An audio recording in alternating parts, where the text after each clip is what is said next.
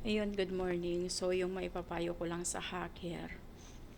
Total, sana lumaban ka ng patas. Sana maghirap ka din sa account na gusto mo sa mga vlog. Dahil yung vlog na yon, hindi ko minadali yon. Ang hirap ng mga pinagdaanan ko doon. Ang dami kong naging basher, tapos susubukan mong pasukin. Hindi mo rin naman mapapasok yan dahil may email ad yan na papasok dito sa amin. Sa ginawa mo na pagsubok sa pag-hack, so nalock yung account ko. Hindi mo ba naisip, hindi ka ba nanonood ng mga vlog ko kung para saan yung vlog ko na yon? Yung vlog ko na yon ay para sa mahihirap, para sa may mga taong may sakit.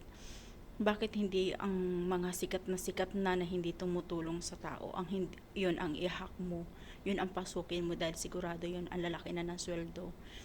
Kung sino pa yung tumutulong sa kapwa, sa mahihirap, sa may mga sakit, yung pa ang pinag-interesan mong pasukin. Although, sige na sabihin natin na mapasok mo yung account ko. So, ano i-vlog mo doon? So, ano yung i-upload mo? Ganon din ko, inkes na napasok mo yung account ko, i-report ko din yun. Di ba? Di wala ka rin mapapakinabangan. Sana lumaban ka ng patas.